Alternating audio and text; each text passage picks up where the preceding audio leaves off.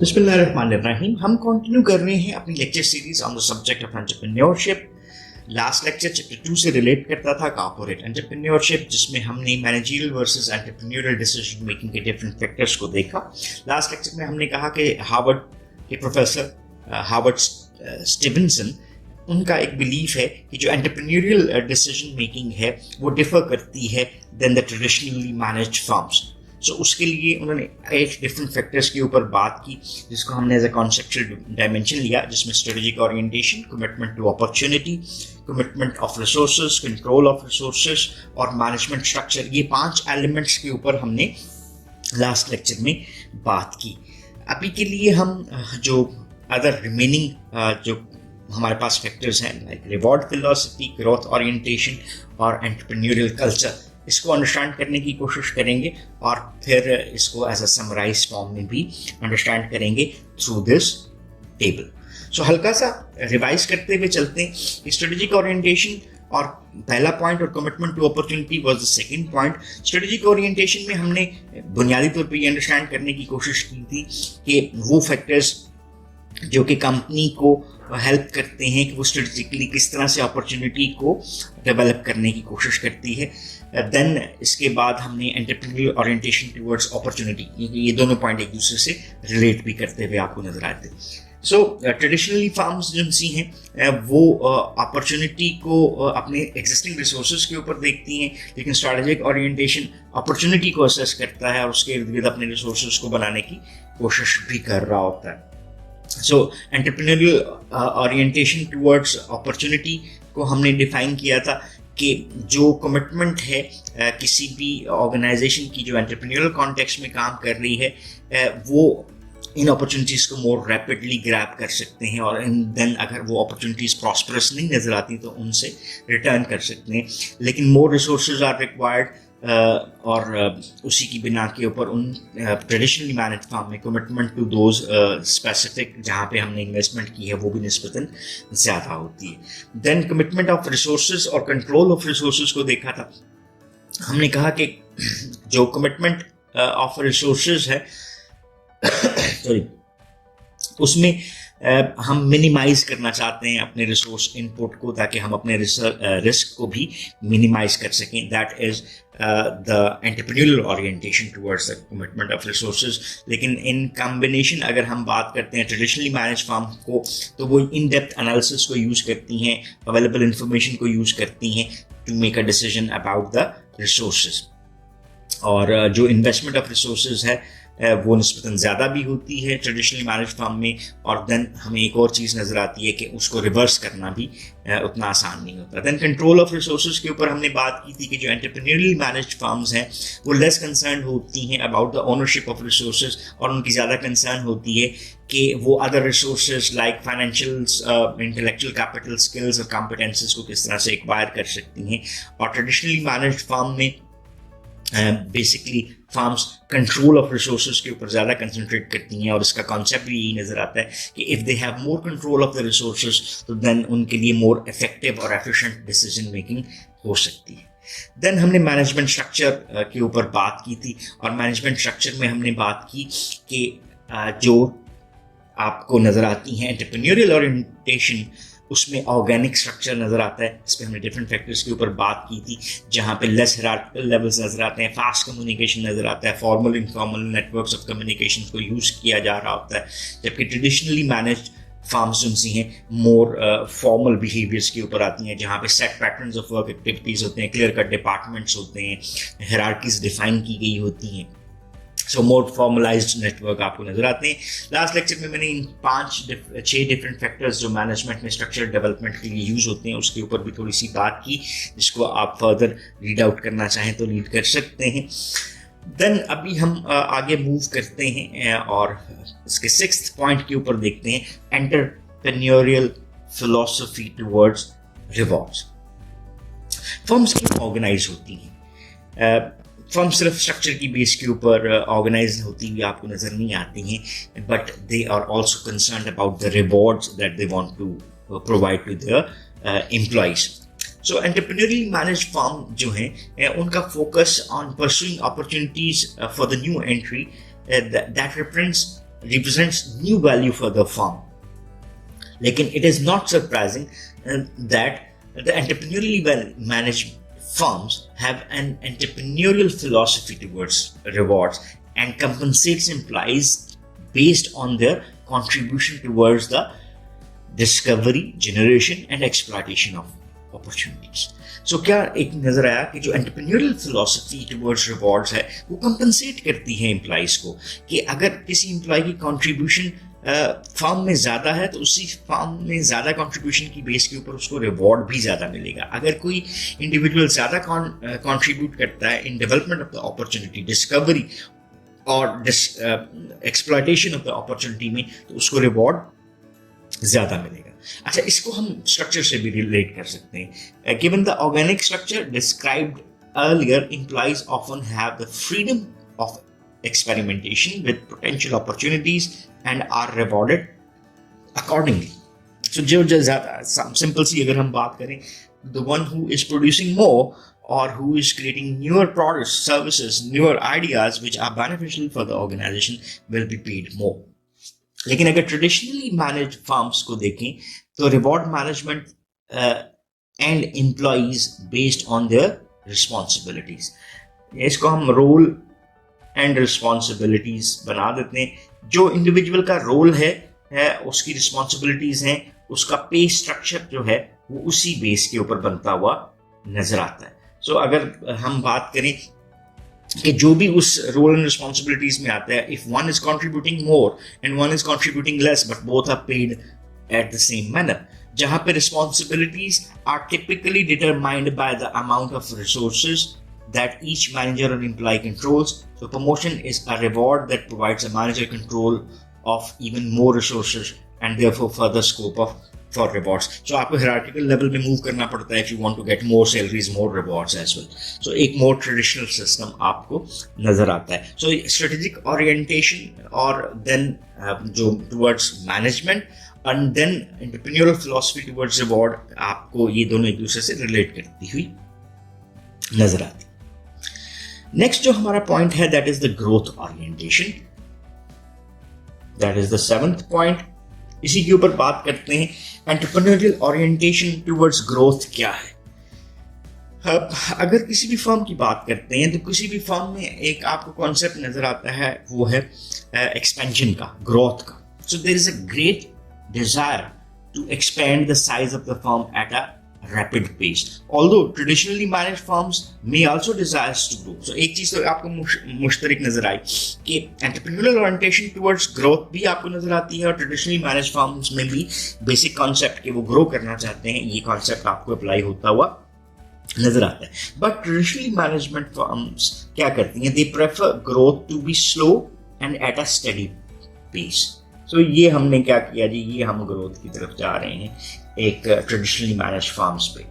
सो ये traditionally managed TMF बना देते हैं इसको, और ये क्या है, एंटरप्रेन्योरियल ओरिएंटेशन किसी भी फर्म की यूटिलाइज होती हुई नजर आ रही. सो आपको देखो ग्रोथ पैटर्न्स डिफर करते हैं.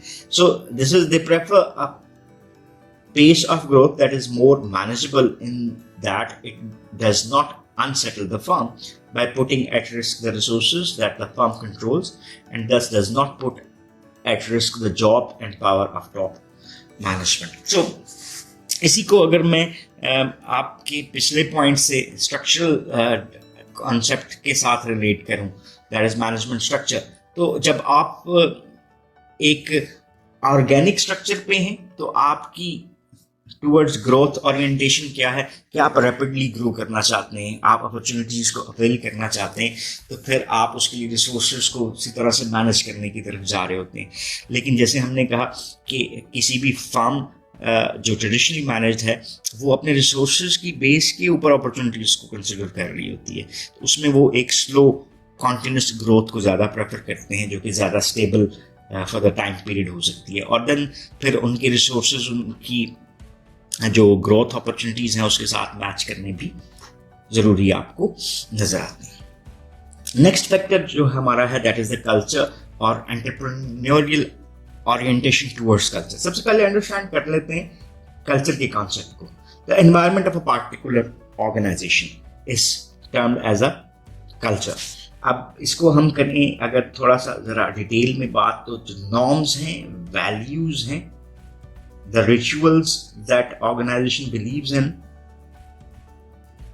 ये तमाम चीज़ें जो कि प्रैक्टिस की जाती हैं विद इन ऑर्गेनाइजेशन, वो क्या बनाती हैं? ऑर्गेनाइजेशन का कल्चर. सो कल्चर्स क्या है? Also distinguishes entrepreneurially and traditionally managed firms.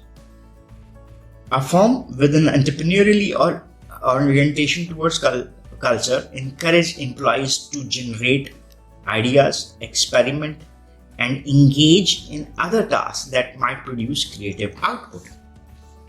So, ये देखना, ये कल्चर हो गया एक आपको, जो कल्चर आपको फ्लेक्सिबिलिटी वाला नजर आता है, जहाँ पे इंडिविजुअल को एक फ्रीडम ऑफ एक्सप्रेशन भी मिल रहा है, जहाँ पे इंकरेजमेंट मिल रही है कि एक एम्प्लॉई अगर आइडियाज को जनरेट करता है, पीछे वाला पॉइंट जो था उसको रिवॉर्ड ज़्यादा मिलता है, वो एक्सपेरिमेंटेशन की तरफ जाता है, new ways and means of work decide करता है, और वो एफिशिएंट है तो उसको रिवॉर्ड ज़्यादा मिलता है, और अपने आप को डिफरेंट टास्क में इंगेज वो कर सकता है, उसको ये फ्रीडम दिया जा रहा है. Such output is highly valued by entrepreneurial management because it is often the source of opportunities for new entries. So opportunities are the focus of the entrepreneurially managed firms. So ये वही वाली बात repeat होती हुई नजर आती है.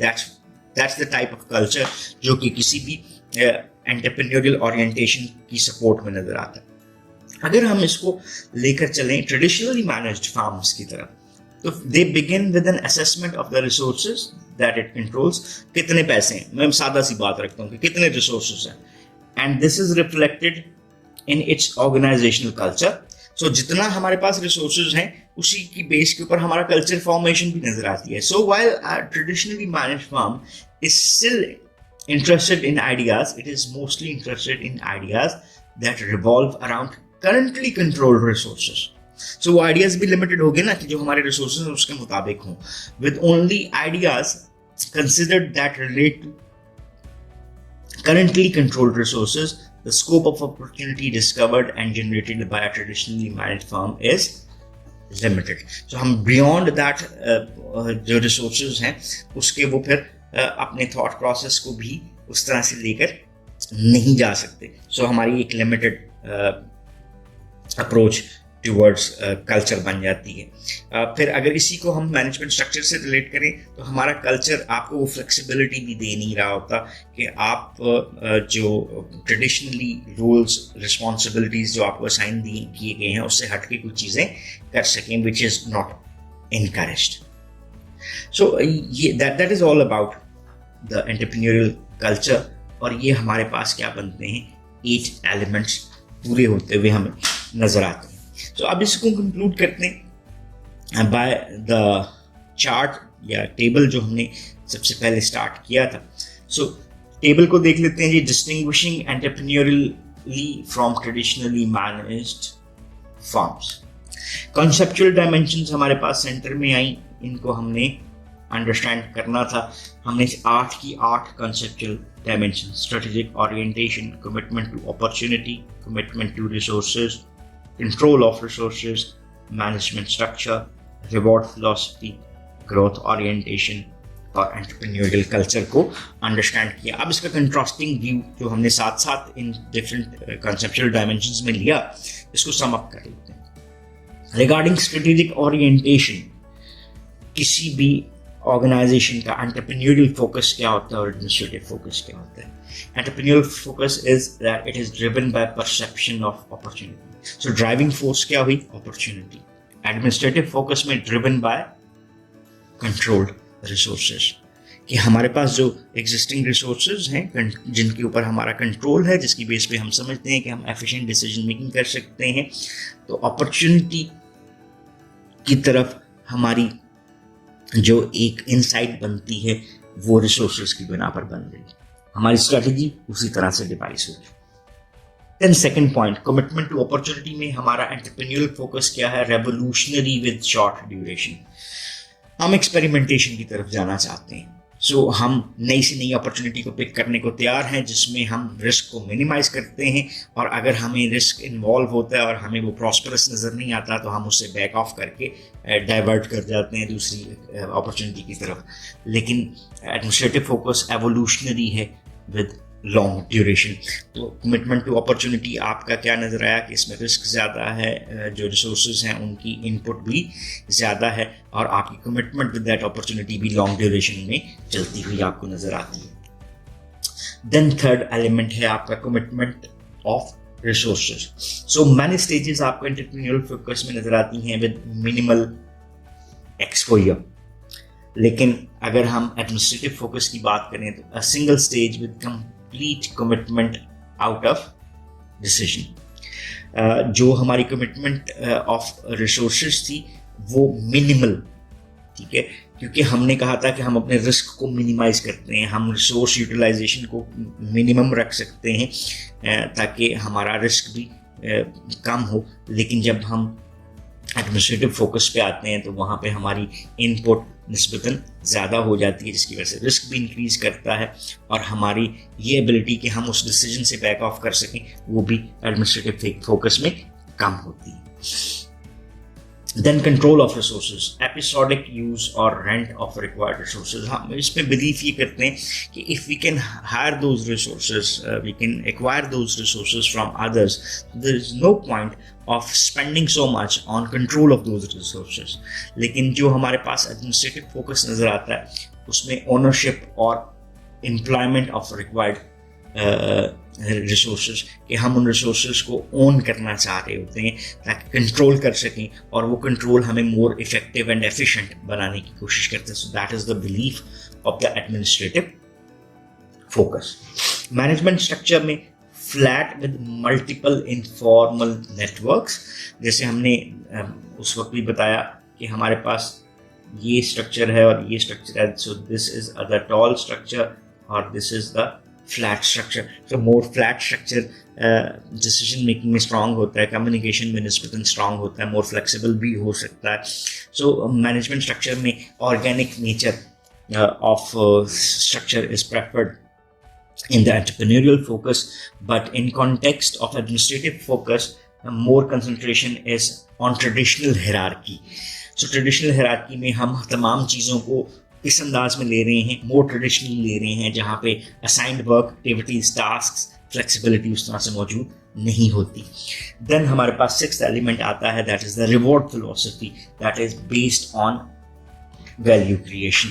सो जो हमारे पास फ्लेक्सिबिलिटी है, जो न्यूनेस है, if an employee comes up with that तो वहाँ पर रिवॉर्ड्स भी ज़्यादा शेयर किए जाते हैं, बिकॉज हम अपने आप को फ्लेक्सिबल रखना चाहते हैं, हम अपने आप को नॉन ट्रेडिशनल रखना चाहते हैं। सो मोर रिवॉर्ड्स आर गिवन, और based on responsibility and seniority administrative focus नज़र आता है कि रिवॉर्ड्स उन लोगों को उस अंदाज में दिए जाते हैं according to their responsibility, and the one who wants to grow becomes a senior, और उसके रिवॉर्ड्स आपको इंक्रीज करते हुए नज़र आते हैं। ग्रोथ ओरिएंटेशन आपको क्या नज़र आती है?